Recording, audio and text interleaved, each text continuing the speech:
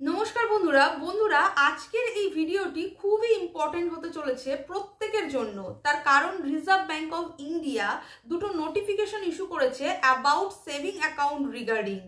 তো আপনাদের কাছে আমার একটাই রিকোয়েস্ট, ভিডিওটি স্কিপ না করে সম্পূর্ণ দেখার, যাতে কোনো রকম ইনফরমেশন আপনারা মিস না করেন। বন্ধুরা, রিজার্ভ ব্যাংক অফ ইন্ডিয়ার তরফ থেকে দুটো নোটিফিকেশন এসেছে। তার মধ্যে একটা নোটিফিকেশন তাদের জন্য যাদের অনেক কটা সেভিং অ্যাকাউন্ট রয়েছে, অথচ তারা তাদের সব কটা সেভিং অ্যাকাউন্টে কোনো রকম ট্রানজাকশন করে না। এক কথায় বলতে পারেন যে অ্যাকাউন্টগুলোকে ইনঅ্যাক্টিভ পজিশনে রেখে দিয়েছে। ধরুন কোনো ব্যক্তির 5টা সেভিং অ্যাকাউন্ট রয়েছে, তার মধ্যে হয়তো দুটো সেভিং অ্যাকাউন্টে তিনি ট্রানজাকশন করেন, কিন্তু 3টে সেভিং অ্যাকাউন্ট যে রয়েছে সেটাতে কোনো রকম ট্রানজাকশন করে না, এবং অথচ সেই সমস্ত অ্যাকাউন্টে কিন্তু হয়তো 1 লাখ 2 লাখ বা যে কোনো অ্যামাউন্টেরই টাকার ডিপোজিট আছে, বাট ট্রানজাকশন করছে না। ধরুন আপনার এসবিআইতে একটা সেভিং অ্যাকাউন্ট রয়েছে এবং সেখানে আপনার 2 লক্ষ টাকা ডিপোজিট রয়েছে। আপনি কি করেছেন, সেটা লং টার্ম পিরিয়ড হয়ে যাচ্ছে, বাট আপনি কোনো রকম না টাকা ডিপোজিট করেছেন না টাকা উইথড্র করেছেন, মানে কোনো রকম কোনো ট্রানজাকশন লং টার্ম পিরিয়ডের জন্য করেনি। তো সুতরাং সেই জন্য ব্যাংক কি করে, সেই অ্যাকাউন্টকে ইনঅপারেটিভ করে দিচ্ছে, অর্থাৎ সেই অ্যাকাউন্টগুলোতে আর কিন্তু কোনো রকম কাজ হবে না। আগে কি হতো, যখন আমাদের অ্যাকাউন্ট ইনঅপারেটিভ হয়ে যেত তখন আমরা কি করতাম, ব্যাংকে যেতাম, ব্যাংকের লোককে জিজ্ঞেস করতাম যে কেন আমার অ্যাকাউন্টটা এরকম ইনঅপারেটিভ হয়ে গেছে। তখন ব্যাংকের লোক আমাদের বলতো যে আমরা এই অ্যাকাউন্টে কোনো রকম ট্রানজাকশন করিনি, একটা লং টার্ম পিরিয়ড হয়ে গেছে, সেই জন্য ব্যাংক এই অ্যাকাউন্টগুলোকে ইনঅ্যাক্টিভ করে দিয়েছে। তখন কি করতো, যদি আমরা চাইতাম যে এই অ্যাকাউন্টগুলোকে পুনরায় রিস্টার্ট করতে, তখন একটা ফর্ম ফিল আপ করতাম, করে একটা ট্রানজাকশন করতাম, ডিপোজিট কিংবা উইথড্র, সেটা 100 টাকার হতে পারে, 500 টাকার হতে পারে, হোয়াট এভার, সেটা করে আমরা পুনরায় আমাদের অ্যাকাউন্টটাকে রেগুলার বেসিসে চালু করে দিতে পারতাম। কিন্তু এখন যদি আপনি মনে করেন যে ওরকম করতে পারবেন না। এখন রিজার্ভ ব্যাংক অফ ইন্ডিয়া কি বলছে, যত সেভিং অ্যাকাউন্ট রয়েছে, যত আপনার ফিক্সড ডিপোজিট রয়েছে, সেগুলো যদি ইনঅপারেটিভ মোডে চলে যায়, তাহলে সেই সমস্ত ইনঅপারেটিভ অ্যাকাউন্টের টাকা ব্যাংক কিন্তু নিজের কাছে রাখতে পারবে না। সেই সমস্ত টাকা তখন রিজার্ভ ব্যাংকে ট্রান্সফার করে দিতে হবে। তার কারণ রিজার্ভ ব্যাংক অফ ইন্ডিয়া এখন ক্লিয়ার আপ প্রসেস স্টার্ট করেছে, ব্যাংকিং ইন্ডাস্ট্রিতে এই ক্লিয়ার আপ প্রসেস স্টার্ট করেছে, যাতে যত ইনঅপারেটিভ অ্যাকাউন্টের অ্যামাউন্ট রয়েছে, টাকা রয়েছে, সেগুলো তার কাছে নিয়ে যাবে। এবং ব্যাংকে রেসপন্সিবিলিটি দিয়েছে যত সাসপিসিয়াস অ্যাকাউন্ট, অর্থাৎ যে সমস্ত অ্যাকাউন্টে হাইলি ট্রানজাকশন হয়, অথচ তারা আইটিআর ফাইল করা হয়তো 3 লাখ টাকা, কিন্তু দেখা যাচ্ছে সেভিং অ্যাকাউন্টে 10 থেকে 12 লাখ টাকা ট্রানজাকশন হচ্ছে। তো এই সমস্ত সাসপিসিয়াস অ্যাকাউন্ট, কিংবা যে সমস্ত bank account, saving bank account already রয়েছে কিন্তু সেগুলো লং টার্ম বেসিসে কোনো ট্রানজাকশন হচ্ছে না, সেই সমস্ত অ্যাকাউন্টগুলোকে মার্ক করতে এবং তাকে ইনঅপারেটিভ করতে, আর সেই সমস্ত ইনঅপারেটিভ অ্যাকাউন্টের টাকা রিজার্ভ ব্যাংকে ট্রান্সফার করতে। বন্ধুরা, এখানে একটা কথা বলে দিই, এই যে নোটিফিকেশনটা এসেছে, এটা হচ্ছে ডিসেম্বর 2024-এ এসেছে, কিন্তু এর ইমপ্লিমেন্ট হবে 2025-এর জানুয়ারি থেকে। সুতরাং আপনাদের কাছে যদি এরকম কোনো অ্যাকাউন্ট থেকে থাকে, সেভিং অ্যাকাউন্ট, যেখানে আপনাদের অনেক অ্যামাউন্ট রয়েছে ডিপোজিট, অথচ আপনারা সেখানে কোনো রকম ট্রানজাকশন করছেন না, তো প্লিজ ট্রানজাকশন করুন, কারণ এখনো ইমপ্লিমেন্ট হতে সময় রয়েছে। আপনারা চাইলে এখনো আপনাদের অ্যাকাউন্টকে অ্যাক্টিভ মোডে আনতে পারবেন, যাতে পরে গিয়ে কোনো রকম প্রবলেম আপনারা ফেস না করেন। এই নোটিফিকেশনে কি কি আছে চলুন ডিসকাস করে নিই।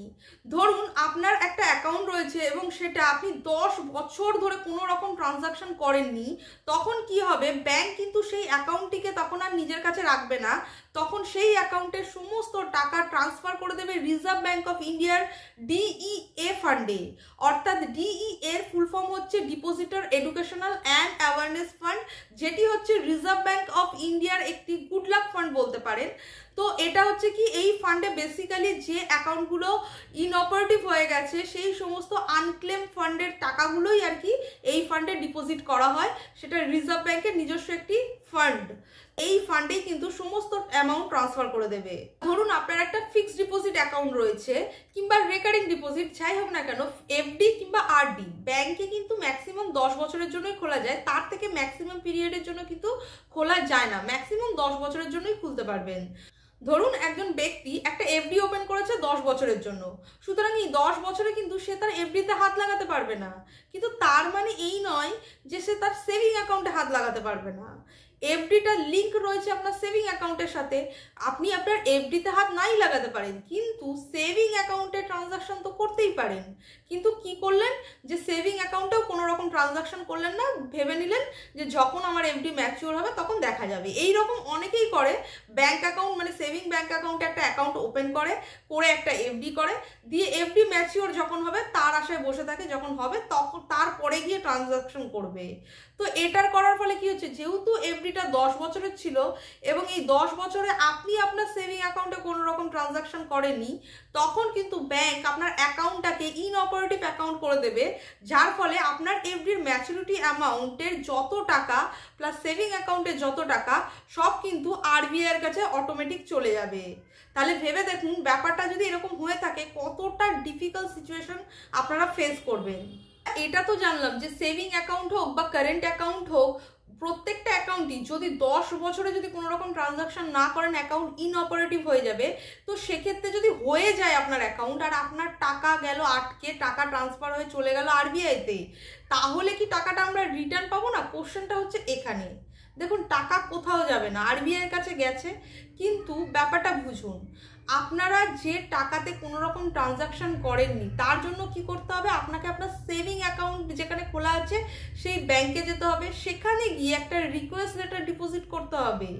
ব্যাংক নড়ে চড়ে বসে যদি কাজ করে একটা রিভার্সাল লেটার যদি আরবিআইকে পাঠায়, তারপরে গিয়ে সেই কাজটা হবে, তাহলে আপনি আপনার টাকা রিটার্ন পাবেন। কিন্তু এটা পুরোপুরি একটা লং টার্ম প্রসেস।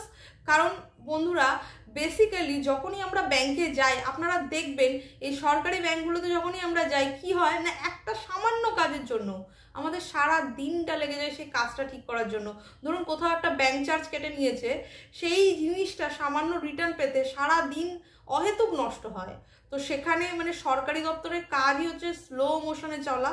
তো সেখানে একটা সরকারি বডি আরেকটা সরকারি বডিকে ট্রান্সফার করবে লেটার, তারা কাজ করবে, করে আপনার অ্যাকাউন্টে টাকা হিট করবে। তো এটা একটা লং প্রসেস। তো যেখানে মানে কতটা হেট্রিক হবে আপনারা বুঝতে পারছেন যে সিচুয়েশন কতটা ডিফিকাল্ট হবে।